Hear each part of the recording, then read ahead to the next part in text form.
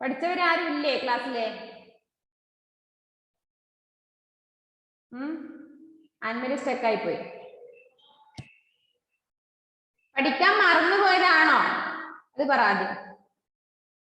Yes, Ijaz okay, yes പറഞ്ഞു. ശ്രീദേവേ, പഠിക്കാൻ മറന്നുപോയതാണോ? അതെയോ? ആൻമരിയോ, മിസ് പറഞ്ഞത് മറന്നുപോയതാണോ? യെസ്, മറന്നുപോയോണ്ടാണല്ലേ? ഇല്ലെങ്കിൽ പഠിച്ചേനെ. അപ്പൊ ഇന്ന് പഠിക്കാമോ നിങ്ങൾക്ക്? ഇന്ന് വൈകുന്നേരം 5 മണിക്കുള്ളിൽ പഠിക്കാമോ? ഞാൻ ചിലപ്പോ വീഡിയോ കോൾ ചെയ്തിട്ടോ അല്ലെങ്കിൽ മറ്റുള്ള കോളിലോ എങ്ങനെയാലും ഞാൻ നിങ്ങളോട് ചോദിക്കും ക്വസ്റ്റ്യൻ ആൻസർ. ഇന്നോ നാളെ ആയിട്ട് 5 മണിക്കുള്ളിൽ പഠിച്ചിരിക്കണം കേട്ടോ. അപ്പൊ ക്വസ്റ്റ്യൻ ആൻസർ എല്ലാവരും പഠിച്ചു വെക്കുക. എഴുതി പഠിക്കുകയാണെങ്കിൽ എഴുതി പഠിക്കുക കേട്ടല്ലോ. അൻമരി നെറ്റ് ഓക്കെ ആണോ മോളെ? മിസ് ഇടയ്ക്ക് പറയുന്ന ക്ലിയർ ആവുന്നില്ല. ഇടയ്ക്ക് പറയുന്നത് ക്ലിയർ ആവുന്നില്ല. നിന്റെ നെറ്റിന്റെ പ്രശ്നമാണ്, നീ ഇടയ്ക്ക് സ്റ്റെക്ക് ആയി പോകുന്നുണ്ടല്ലോ. അൻമരിക്ക് ഒരു പ്രയർ സോങ് പാടാമോ?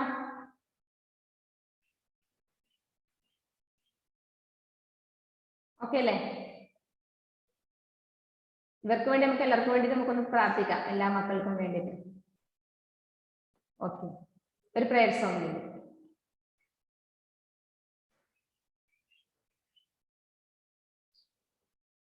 മിസ് ഇപ്പോഴോ?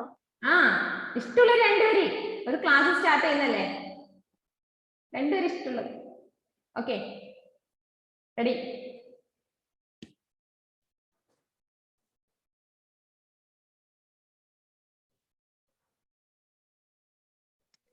Like a sunflower that follows every movement of the sun, so I turn towards you to follow you, my Lord.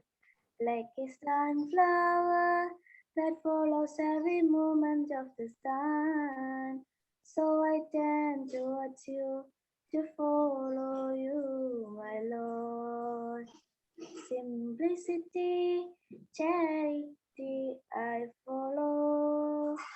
Simplicity, charity, I follow. Like a sunflower that follows every movement of the sun, so I turn towards you to follow you, my Lord. Okay, thank you, Anmaria. അപ്പൊ നമുക്ക് എല്ലാവർക്കും ഇന്നൊരു നല്ലൊരു ദിനം നിങ്ങൾക്ക് എല്ലാവർക്കും ആശംസിച്ചുകൊണ്ട് നമുക്ക് ക്ലാസ്സിലേക്ക് ആരംഭിക്കാം. ഇവിടെ കഴിഞ്ഞ ക്ലാസ്സിൽ എടുത്ത ലെസൺ ഏതായിരുന്നു? 8ാമത്തെ ചാപ്റ്റർ, ഖേൽ ജഗത് കെ സ്തംഭ. അതാണല്ലോ എടുത്തത്. അലൻ ജോസഫ് വീഡിയോ ഓൺ ചെയ്യാം.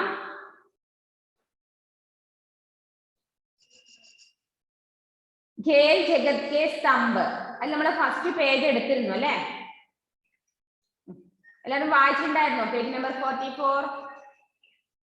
വീട്ടിൽ നിന്ന് എല്ലാവരും വായിച്ചോ? എടുത്ത ഭാഗം മക്കൾ വായിക്കണേ. നിർബന്ധമായും വായിച്ചിരിക്കണം. അന്ന് തന്നെ ഒരു പ്രാവശ്യമെങ്കിലും വായിച്ച് റെഡിയാക്കി വെക്കാം. Page number 45. എല്ലാവരും ടെക്സ്റ്റ് ബുക്ക് എടുത്ത് വെക്കുക. Page number 45. മിസ് വായിക്കുന്നത് ശ്രദ്ധിക്കണം. ദിയ ശ്രദ്ധിക്കുന്നുണ്ടല്ലോ? ദിയനെ ഫുള്ളായിട്ട് കാണുന്നില്ല എങ്കിൽ കൂടി. ദിയ റെഡി അല്ലേ?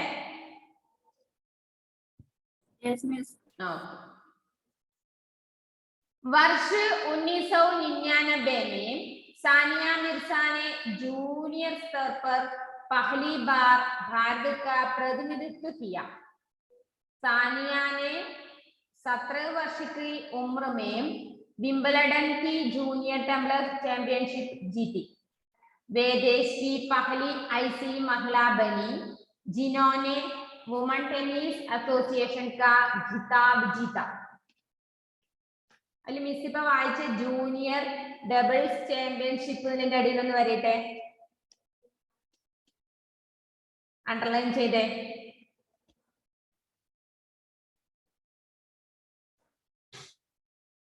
Junior doubles championship. അതുപോലെ ഇപ്പൊ മിസ് വായിച്ചു നിർത്തി വുമൺ ടെന്നീസ് അസോസിയേഷൻ, അതിന്റെ ഇടയിലും വരയിട്ട് വെക്കുക. Junior doubles championship woman tennis association का खिताब जीता. वुमन टेनिस एसोसिएशन वर्ष 2005 में उन्होंने WTA का हैदर ओपन का खिताब जीता. അടുത്ത ഹൈദർ ഓപ്പൺ വരട്ടെ. ഹൈദർ ഓപ്പൺ മൂന്നെണ്ണായല്ലോ, അണ്ടർലൈൻ ചെയ്ത് 3 വേർഡ്സുകളായല്ലോ. इसी वर्ष टेनिस जगत में इनकी उपलब्धियों को देखते हुए अर्जुन पुरस्कार अर्जुन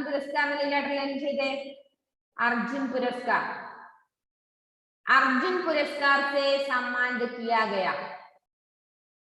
ग्रैंड स्लैम में सानिया ने सबसे पहले वर्ष 2009 में ऑस्ट्रेलियन ओपन का मिक्स डबल्स का खिताब जीता था. मिक्स डबल्स नेक्स्ट अंडरलाइन ചെയ്യേണ്ടത് मिक्स डबल्स.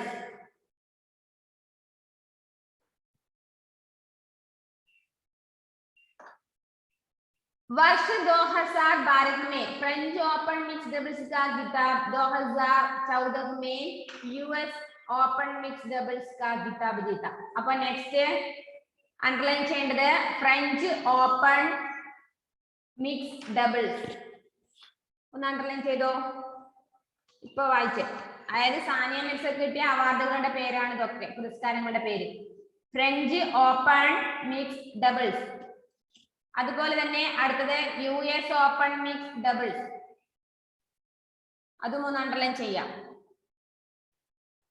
2015 में विंबलडन का युगल खिताब भी अपने नाम किया. विंबलडन അതും കൂടി മാർക്ക് ചെയ്തോ. मार्टिना हिंगिस के साथ सानिया मिर्जा ने एक साल में विंबलडन और US ओपन समेत 10 खिताब जीते. അപ്പൊ എത്ര ഇതിന്റെ ഇടയിൽ വരിട്ടുണ്ട് മിസ് ഒന്നുകൂടി വായിച്ചുതരാം. നിങ്ങൾ പോയിന്റ് മാർക്ക് ചെയ്യാൻ പറഞ്ഞത് ഒന്ന് junior doubles championship, women tennis association, Hyder open, Arjun Puraskar, mix doubles, French open mix doubles, US open mix doubles, Wimbledon. Okay ആണോ? ഇതാണ് മൂന്നാമത്തെ ക്വസ്റ്റ്യന്റെ ആൻസർ വരിക. 3 നമ്പർ 3 അവിടെ മുകളിൽ എവിടെയെങ്കിലും നമ്പർ ഇട്ട് വെച്ചു. 3ന്റെ ആൻസർ ഇത്രയാണ് എഴുതേണ്ടത്. ഏതൊക്കെ പുരസ്കാരങ്ങൾ കിട്ടുന്നൊരു ക്വസ്റ്റ്യൻ ഉണ്ട്. നമ്പർ 3 അവിടെ ഇട്ട് വെച്ചോട്ടോ. മിസ് വായിക്കാതെ വർഷ 1999 1999 എങ്ങനെ വായിക്കുക ഹിന്ദിയില്? 1999. മക്കളെ ഹിന്ദിയിലത്തെ കൊല്ലവർഷങ്ങൾ ഡേറ്റുകളൊക്കെ വരുമ്പോ ഹിന്ദിയിൽ തന്നെ പറയാൻ പഠിക്കുക കേട്ടല്ലോ. 19 19 19 പിന്നെ സൗ ചേർത്തു. 19 സൗ 99 99 ആണ് 99. 90 90 99 99. वर्ष 1999 में सानिया मिर्जा ने जूनियर स्तर पर पहली बार भारत का प्रतिनिधित्व किया. 1999 എന്ത് സാനിയ മിർസ നമ്മുടെ ഇന്ത്യയുടെ പ്രതിനിധിയായി തിരഞ്ഞെടുക്കപ്പെട്ടത്. सानिया ने 17 वर्ष की उम्र में विंबलडन की जूनियर डबल्स चैंपियनशिप जीती. 17ാമത്തെ വയസ്സിലാണ് ഏത് ചാമ്പ്യൻഷിപ്പ് ജയിച്ചത്? ജൂനിയർ ഡബിൾസ് 17ാമത്തെ വയസ്സിൽ. वे देश की पहली ऐसी महिला बनी जिन्होंने वुमन टेनिस एसोसिएशन का खिताब जीता. നെക്സ്റ്റ് പുരസ്കാരം ലഭിച്ചത് നമ്മുടെ രാജ്യത്തെ ആദ്യത്തെ മഹിളയാണ്. എന്നിട്ടോ നെക്സ്റ്റ് ടെന്നീസില് ഏതായിരുന്നു? Woman tennis association. ആ പുരസ്കാരമാണ് ലഭിച്ചത്. Woman tennis association. ഗിതാബ് എന്ന് പറഞ്ഞാല് കിതാബ് എന്ന പുസ്തകം, ഗിതാബ് എന്ന് പറഞ്ഞ പുരസ്കാരം കേട്ടല്ലോ, അവാർഡ് പുരസ്കാരം. ആ വ്യത്യാസം മനസ്സിലാക്കണേ. കിതാബാണ് ബുക്ക് പുസ്തകം, ഗിതാബ് എന്ന് പറഞ്ഞാൽ അവാർഡ് പുരസ്കാരം. വർഷ 2005 നെക്സ്റ്റ് കൊല്ലവർഷം എങ്ങനെയാ വായിച്ചത്? 2005 2005 में उन्होंने WTM का हैदर ओपन का खिताब जीता. നെക്സ്റ്റ് WTA ഹൈദർ ഓപ്പണിന്റെ അവാർഡാണ് ലഭിച്ചത്. ആ പാരഗ്രാഫ് ഫുള്ള് സാനിയ മിർസ കിട്ടിയ പുരസ്കാരങ്ങളുടെ പേരുകളാണ്.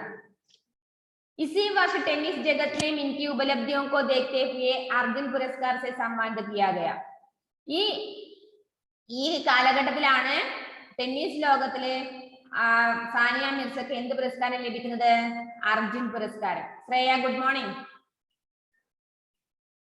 ഓക്കെ ആയോ? ഓക്കെ, പ്രസന്റ് ടൈപ്പ് ചെയ്യണേ. ग्रैंड स्लैम में सानिया ने सबसे पहले वर्ष 2009 में ऑस्ट्रेलियन ओपन का मिक्स डबल्स का खिताब जीता था. 2009 മിക്സ്ഡ് ഡബിൾസ് എന്ന പുരസ്കാരമാണ് ലഭിച്ചത്.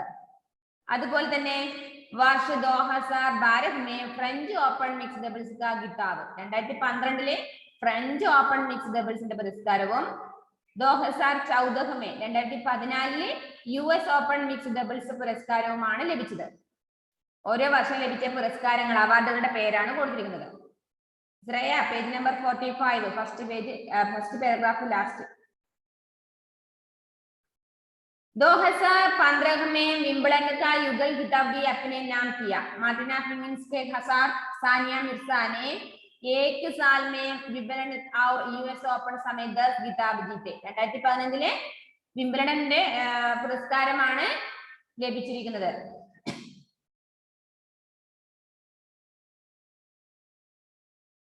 അപ്പൊ ഇത്രയുമാണ് സാനിയ മിർസയെ കുറിച്ച് നമുക്ക് അറിയാനുള്ളത്. അത് സാനിയ മിർസ ജനിച്ചത് എവിടെയാണ്, ഏത് വർഷമാണ്, അച്ഛന്റെ പേര്, അമ്മയുടെ പേര്, എങ്ങനെയാണ് ടെന്നീസിലേക്ക് ഇറങ്ങാനുണ്ടായ സാഹചര്യം, ഏത് വയസ്സിലാണ് ഇറങ്ങിയത്, അതുപോലെ ഈ സ്പോർട്സ് മേഖലയിൽ എന്തൊക്കെ പുരസ്കാരങ്ങൾ സാനിയ മിർസക്ക് ലഭിച്ചിട്ടുണ്ട്. ഇത്രയും പോയിന്റുകളാണ് നമുക്ക് സാനിയ മിർസയെ കുറിച്ച് പഠിക്കാനുള്ളത്. കേട്ടല്ലോ. ഇപ്പൊ വായിച്ച പാരഗ്രാഫിൽ മുഴുവനും ഓരോ വർഷവും സാനിയ മിർസ കിട്ടിയ ഉപാധികൾ, പുരസ്കാരങ്ങളാണ്. ഓരോ വർഷവും അതിന്റെ ആ വർഷം ലഭിച്ച പുരസ്കാരങ്ങളുടെ പേര്. ഓക്കെ, നെക്സ്റ്റ് നമുക്ക് വിരാട് കോഹ്ലി. കോഹ്ലി എന്നാണ് എഴുതുക, വായിക്കണ്ടേ വിരാട് കോഹ്ലി അല്ലേ? ഹാ എന്നുള്ളത് ഉച്ചരിക്കാൻ പാടില്ല. വിരാട് കോഹ്ലി.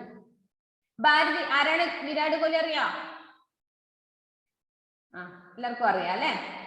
भारतीय क्रिकेट के चमकते सितारे विराट कोहली बेहतरीन खिलाड़ियों में से एक है. നമ്മുടെ ഇന്ത്യൻ ക്രിക്കറ്റ് താരങ്ങളിലെ സിതാര മീൻസ് സ്റ്റാർ, നക്ഷത്രങ്ങൾ, അതിൽ നിന്ന് തിളങ്ങുന്ന ഏറ്റവും ബെസ്റ്റ് ആയിട്ടുള്ള ഒരു കളിക്കാരനാണ് ആര്? വിരാട് കോഹ്ലി. उनका जन्म 5 नवंबर 1988 को दिल्ली में हुआ. അദ്ദേഹം ജനിച്ചത് 1988 നവംബർ 5 ദില്ലിയിലായിരുന്നു ജനിച്ചത്. ശ്രീദേവ് വീഡിയോ എന്തോ ഓഫ് ചെയ്ത്? ശ്രീദേവ് പ്രസാദ് വീഡിയോ ഓഫ് ചെയ്യല്ലേ?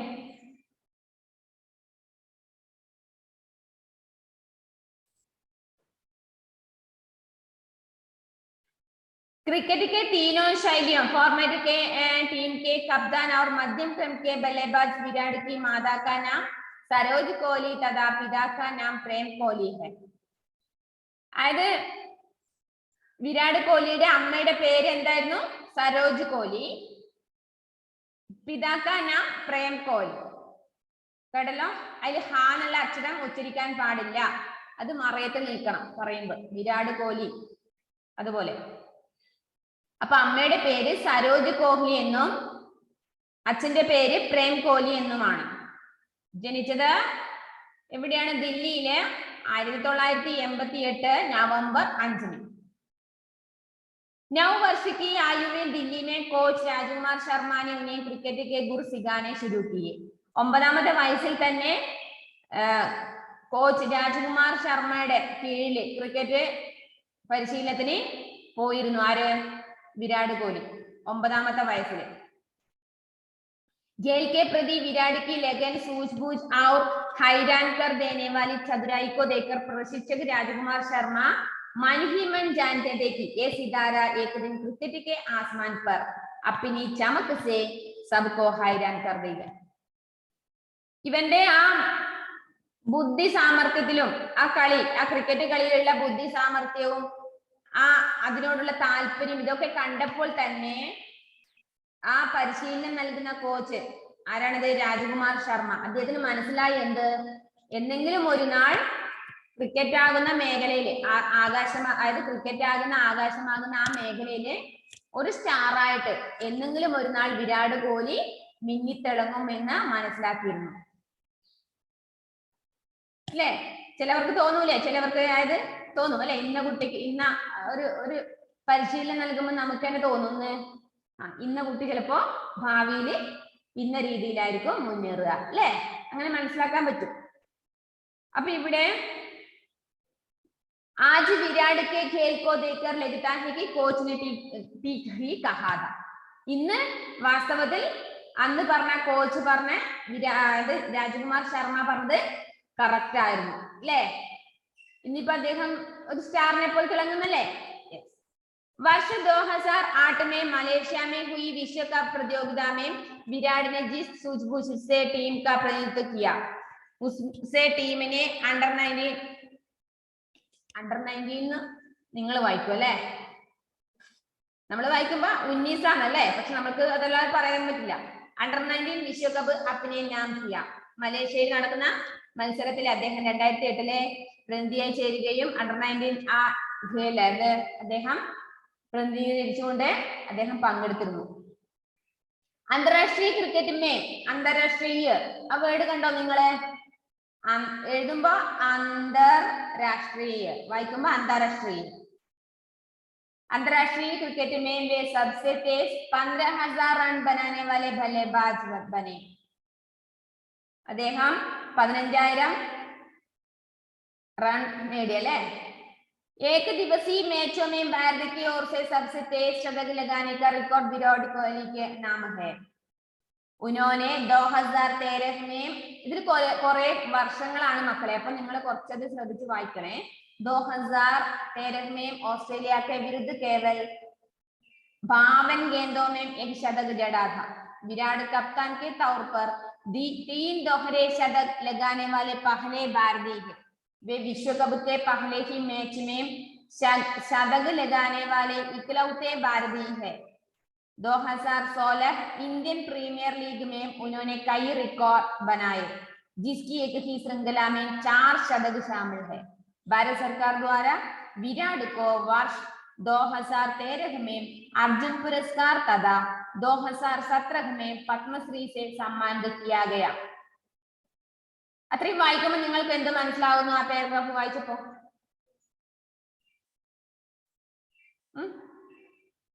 പറഞ്ഞോ. നിങ്ങൾക്ക് അറിയുന്ന വ്യക്തിയെ കുറിച്ചാണ് പറഞ്ഞിരുന്നത്. പറഞ്ഞോ ഓരോരാളെ അൺമ്യൂട്ട് ചെയ്ത് പറഞ്ഞേ. ഇങ്ങനെ ഒരു പാരഗ്രാഫ് വായിക്കുമ്പോൾ നിങ്ങൾക്ക് കുറച്ച് കാര്യങ്ങൾ മനസ്സിലാവുന്നില്ലേ? മനസ്സിലാക്കി എടുക്കാൻ പറ്റുന്നില്ല? ഒന്നും മനസ്സിലാവുന്നില്ലേ? ഇജാസിന് മനസ്സിലാവില്ല കുറച്ച് കാര്യങ്ങള്? കുറച്ച് നമ്മള് ഇന്ത്യനെ കുറെ നാളിങ്ങനെ പാഠം തന്നെ പഠിച്ചിരുന്ന് ബൈഹാർട്ടാക്കി പഠിക്കുമ്പോൾ കുറച്ച് നമുക്ക് വായിക്കുമ്പോൾ കുറച്ച് കാര്യങ്ങൾ നമ്മുടെ മനസ്സിൽ ഓർമ്മ കിട്ടണ്ടേ? ഇത് ഇന്നതിനെ കുറിച്ചായിരിക്കും പറഞ്ഞത്, ഇത് ഇന്ന ഭാഗമായിരിക്കും പറഞ്ഞതിലെ ബോധം വേണ്ടേ? അല്ലാണ്ട് രാവിലെ ഇങ്ങനെ എഴുതിട്ട് നാടകം കാണുമ്പോൾ ഇങ്ങനെ ഇരുന്നിട്ട് കാര്യമുണ്ടോ? ശ്രീദേവേ, ആ പാരഗ്രാഫ് കുറച്ച് കാര്യങ്ങൾ മനസ്സിലാവുന്നില്ലേ? കുറച്ച് മനസ്സിലാക്കി എടുക്കാൻ പറ്റുന്നില്ലേ ഹിന്ദിയില്? ഇല്ല, ഫെയ്ത്തിനാവുന്നില്ല. ഞാൻ നിങ്ങളോട് കാര്യത്തിലാണ് ചോദിക്കുന്നത്. നിങ്ങൾക്ക് ഇങ്ങനെ ഒരു കാര്യം വായിക്കുമ്പോഴേ കുറച്ച് കാര്യങ്ങൾ ഹിന്ദിയില് അത് ഇന്നതിനെ കുറിച്ചായിരിക്കും എന്നുള്ള ഒരു ബോധം കിട്ടുന്നുണ്ടോ? കുറച്ചൊക്കെ മനസ്സിലാവുന്നുണ്ട്. എന്താണ് ഫെയ്ത്തെ? മിസ് ഗോലിയുടെ ലൈഫ് ഒക്കെ ആയതുകൊണ്ട് കുറച്ചൊക്കെ മനസ്സിലാവുന്നുണ്ട്. ശ്രേയക്കോ കുറച്ച് കാര്യങ്ങള്? ഇജാസിന്, അൻവരിയ കുറച്ച് ഹിന്ദിയിലെ കാര്യങ്ങളൊന്നും മനസ്സിലാവുന്നില്ല. സെന്റൻസ് തരുമ്പോ അതിന്റെ മീനിങ് കിട്ടുന്നില്ല. കുറച്ചെങ്കിലും ഷോണിന്, ശ്രീദേവേ കുറച്ച് കാര്യങ്ങൾ മനസ്സിലാവില്ലേ? ഓക്കെ. അപ്പൊ ഇവിടെ എന്താണ് പറയുന്നത്? 2013 ഓസ്ട്രേലിയക്കെതിരെയുള്ള പിന്നെ അദ്ദേഹം എന്ത് ചെയ്തു? നമ്മുടെ आते इंडियन കൂടിയാണ് അല്ലേ വിരാട് കപ്താൻ के तौर पर दीन दोहरे शतक लगाने वाले पहले बार थे പിന്നെ പറഞ്ഞത്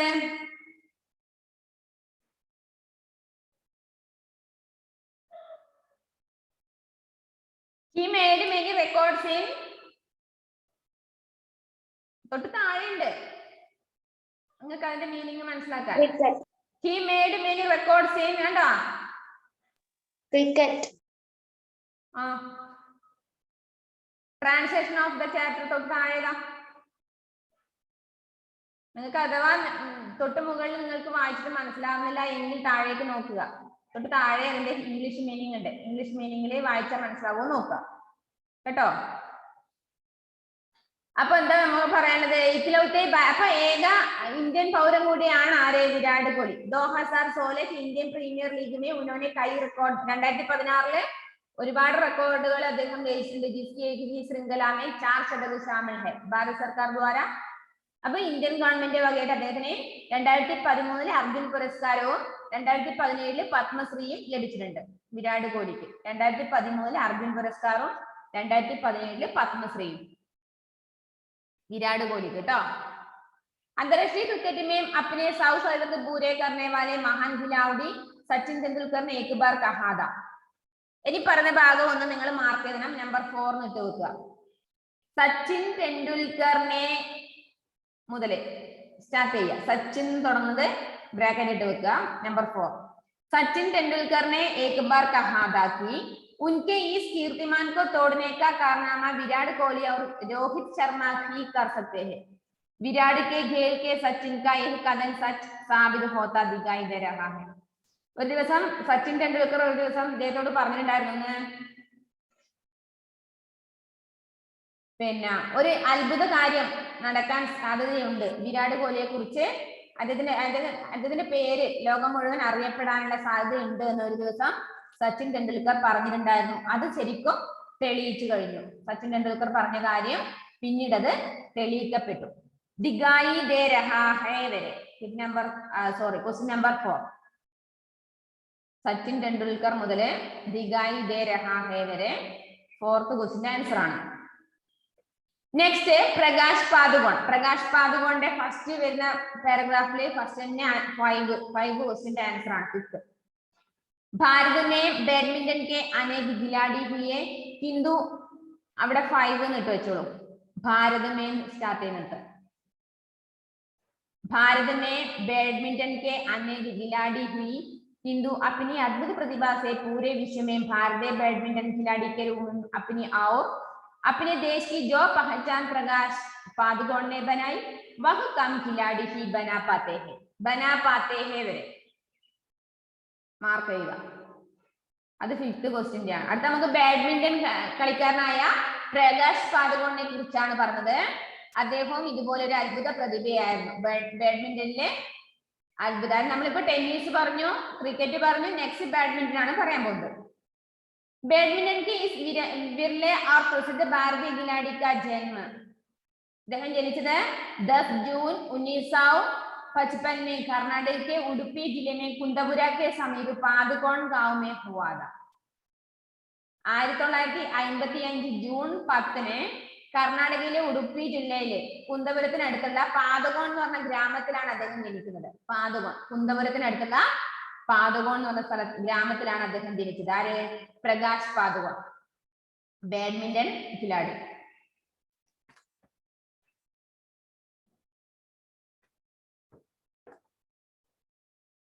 प्रकाश की वह खिलाड़ी थी जिन्होंने चीनी खिलाड़ियों से मुकाबला करने के लिए कामयाब रणनीति सबसे पहले बनाई अതായത്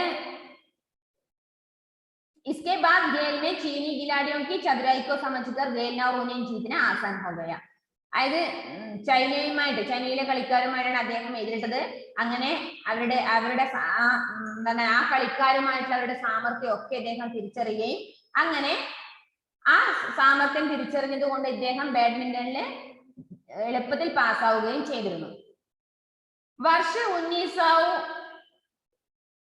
മിസ് വായിക്കുന്ന പാരഗ്രാഫ് കണ്ടോ പേജ് നമ്പർ 46 3rd paragraph वर्ष 1971 में उन्होंने खेल में आक्रामक शैली अपनाई।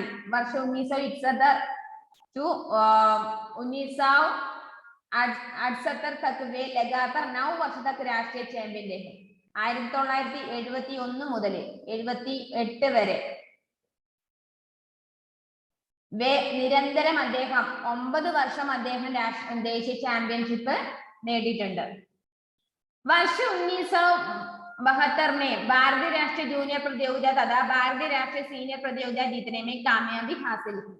നെക്സ്റ്റ് അദ്ദേഹത്തിന്റെ ഭാരതീയ രാഷ്ട്രീയ ജൂനിയർ പ്രതിയോഗിതാ മത്സരത്തിലും ഭാരതീയ രാഷ്ട്രീയ സീനിയർ മത്സരത്തിലും അദ്ദേഹം ജയിക്കുകയുണ്ടായി. अगले 7 वर्षों के लिए गीता प्रकाश के ही नाम रहा. അടുത്ത 7 വർഷം വരെയും ഈ അദ്ദേഹത്തിന് ഈ പുരസ്കാരങ്ങൾ നേടിക്കൊണ്ടിരുന്നു. वर्ष 1972 में प्रकाश पादुकोण को भारत सरकार द्वारा अर्जुन पुरस्कार से सम्मानित किया गया. അദ്ദേഹത്തിന് 1972 अर्जुन पुरस्कार ലഭിച്ചിട്ടുള്ളത്. अंतरराष्ट्रीय स्तर पर 1974 के एशियाई खेलों से उन्होंने अपनी पहचान बनाई.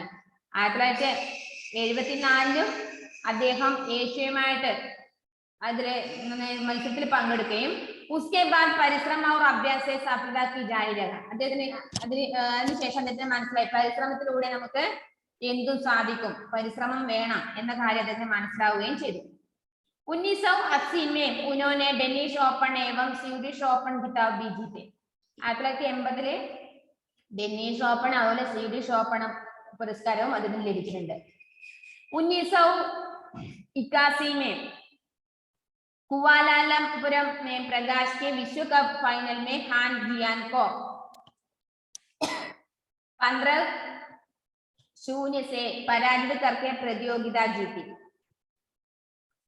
1981 അദ്ദേഹത്തിന് നേടിയതാണ്. അത് ഇവർക്ക് കിട്ടിയത് 15-0. അങ്ങനെയാണ് അദ്ദേഹം ജയിച്ചത്. അതിന്റെ പോയിന്റ് ആണ് അവിടെ കൊടുത്തിരിക്കുന്നത് കേട്ടോ. ശൂന്യ, സീറോനെ ഹിന്ദിയിൽ എന്താ വായിക്കുക? ശൂന്യ. മറന്നുപോലെ ശൂന്യ. ശൂന്യ നമ്മൾ കേൾക്കാൻ സാധ്യതയുണ്ട്. റെയിൽവേ സ്റ്റേഷനിൽ പോയാൽ കേൾക്കും. റെയിൽവേ സ്റ്റേഷനിലുണ്ട്. Yes, correct. റെയിൽവേ സ്റ്റേഷനിൽ പോയാൽ നമുക്ക് കേൾക്കാം ശൂന്യ. ശൂന്യ അല്ലേ? शून्य ने वाला 0 नाना. वर्ष 1981 में विश्व बैडमिंटन की श्रेष्ठता सूची में वे प्रथम स्थान पर रहे. 1980-81 അത് ലോകത്തിൽ തന്നെ ഏറ്റവും ഒന്നാം സ്ഥാനത്തായിരുന്നു ബാഡ്മിന്റണിൽ. ആര്? പ്രകാശ് പാദുകോൺ. उन्होंने लगभग 15 अंतरराष्ट्रीय खिताब जीतने का कीर्तिमान बनाया. 15 ഇതിലാണ് അദ്ദേഹത്തിന് അവാർഡ് ലഭിച്ചിരിക്കുന്നത്. 15 എണ്ണം. आज वे युवाओं को प्रशिक्षित करके भारत के लिए अंतरराष्ट्रीय स्तर के खिलाड़ी तैयार करने में जुड़े. ഇന്ന് അങ്ങനെ ഒരു സ്റ്റാർ, അതായത് നമുക്ക് ഇന്ത്യക്ക് അഭിമാനിക്കാൻ വേണ്ടി പറ്റുന്ന ഖിലാഡികൾ, സ്പോർട്സ്മാൻമാരാണ് നമ്മളിപ്പോ ഈ പഠിച്ചിരിക്കുന്നവരൊക്കെ. അപ്പൊ എന്താണ്, അതായത് നമ്മുടെ രാജ്യത്തിന് അഭിമാനം വർദ്ധിക്കുന്ന രീതിയിൽ അല്ലെ, യശസ് വർദ്ധിക്കുന്ന രീതിയിലാണ് ഇവരുടെ സ്പോർട്സിൽ ഉണ്ടായിരുന്ന അല്ലേ ഇവർക്ക് കിട്ടിയ അവാർഡുകളൊക്കെ വിചാരിക്കും നമുക്ക് നമ്മൾക്ക് തന്നെ അഭിമാനിക്കാൻ പറ്റാവുന്ന രീതിയാണ്. ഇത്രയുമാണ് നമുക്ക് ആ പാഠഭാഗത്തിലുള്ളത്. ഇപ്പൊ 3 സ്പോർട്സുകാരെ കുറിച്ചാണ് നമ്മൾ പഠിച്ചത്. സാനിയ മിർസ, വിരാട് കോഹ്ലി, പ്രകാശ് പാദുകോൺ. മനസ്സിലായോ? അപ്പൊ അതില് ഇത്രയേ ഉള്ളൂ. എന്താണ് അവർക്ക് ലഭിച്ച, അവരേതൊക്കെ ഇതിൽ പങ്കെടുക്കുന്നു, അതിന് കിട്ടിയ അവാർഡുകളും അവർ ജനിച്ച സ്ഥലവും അച്ഛന്റെയും അമ്മയുടെയും പേര്, ഇത്രയുമാണ് അവരെ കുറിച്ച് നമുക്ക് പോയിന്റ് ആയിട്ട് പഠിക്കാനുള്ളത് കേട്ടോ. അപ്പോ നിങ്ങൾ എന്ത് ചെയ്യണം, ഇന്നിപ്പോ പാഠഭാഗം കഴിഞ്ഞു. ഈ പാഠഭാഗം ഇന്ന് തന്നെ നിങ്ങൾ 3-4 പ്രാവശ്യം വായിക്കുക. അതിലെ വേർഡ് മീനിങ് സമാനാർത്ഥി ശബ്ദം മുഹാവരെ നോട്ട്ബുക്കിലേക്ക് എടുത്തെഴുതുക. ക്വസ്റ്റ്യൻ ആൻസറിന്റെ മീനിങ് ഞാൻ ഒന്ന് പറഞ്ഞുതരാം. അപ്പൊ ഞാനത് മാർക്ക് ചെയ്ത് നിങ്ങൾക്ക് അടയാളപ്പെട്ടതൊന്ന് അയച്ചെന്നാൽ നിങ്ങൾക്ക് എഴുതാൻ പറ്റുമല്ലോ അല്ലെ? നോക്കുക.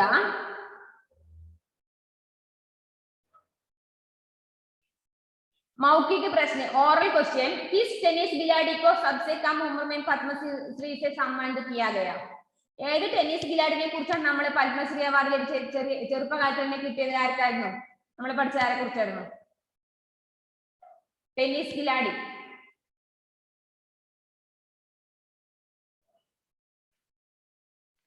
സാനിയ മിർസ. സാനിയ മിർസ എന്നെ പറയാൻ പേടിക്കുന്നു. പിന്നെ സാനിയ മിർസയെ നമ്മൾ പഠിച്ചിട്ടുള്ളൂ. സാനിയ की प्रारंभिक शिक्षा कहाँ हुई? സാനിയയുടെ ആദ്യത്തെ വിദ്യാഭ്യാസം എവിടുന്നായിരുന്നു?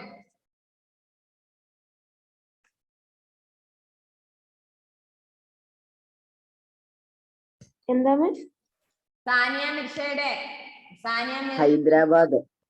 ഓ हैदराबाद. कप्तान के तौर पर 3 दोहरे शतक लगाने वाले पहले भारतीय खिलाड़ी कौन है? विराट कोहली. लगातार 9 वर्ष तक राष्ट्रीय चैंपियन रखने वाले बैडमिंटन खिलाड़ी का नाम क्या है? बैडमिंटन खिलाड़ी ആരായിരുന്നു? നമുക്ക് പഠിക്കാനുള്ളത് പ്രകാശ് പാദുകോൺ അല്ലേ? പ്രകാശ് പാദുകോൺ. वर्तमान में भारतीय क्रिकेट टीम के कप्तान कौन है? പറഞ്ഞോ. വർത്തമാന യുഗത്തിലെ, വർത്തമാന യുഗം എന്ന് പറഞ്ഞാൽ ഇപ്പൊ ഉള്ള സമയത്ത് നമ്മുടെ ഇന്ത്യൻ ക്രിക്കറ്റ് ടീമിന്റെ കപ്താൻ ആരായിരുന്നു? അത് നിങ്ങൾ സ്വന്തമായിട്ട് പറയാനുള്ളത്. ധോണി. പറഞ്ഞോ. വിരാട് കോഹ്ലി. नेक्स्ट लिखित प्रश्न, प्रश्नों के उत्तर लिखो. Write answer to the following questions. Meaning പറഞ്ഞുതരാം. जेल किस प्रकार पूरे विश्व को एक सूत्र में बांधते हैं? സ്പോർട്സ് എന്ന് പറഞ്ഞ എങ്ങനെയാണ് ലോകം മുഴുവനും ഒരുമിച്ച് കൂട്ടി യോജിപ്പിച്ച ഒരു കണ്ണിയാണ് അല്ലെങ്കിൽ ഒരു ചരടിൽ കെട്ടിയിട്ടാണെന്ന് പറയാനുള്ള കാരണം ഏതാണ്? ഫസ്റ്റ് പാരഗ്രാഫിലെ ആദ്യത്തെ 2 ലൈൻസ്. जेल मानव जीवन का महत्वपूर्ण अंग है. जेल मनोरंजन. ക്യാപ്റ്റൻ വിരാട് കോഹ്ലി തന്നെയാണ്. അതല്ല ഞാൻ പറഞ്ഞത്. ഫസ്റ്റ് പാരഗ്രാഫിലെ 2 ലൈൻസ് ആണ് ഫസ്റ്റ് ക്വസ്റ്റ്യന്റെ ആൻസർ. ജയിൽ മിസ് ചോദിച്ചില്ലേ ക്യാപ്റ്റൻ ആരാണ് ഇന്ത്യയുടെ, ഇന്ത്യൻ ടീമിന്റെ? അത് വിരാട് കോഹ്ലി തന്നെയാണ്. അത് പറഞ്ഞില്ലേ?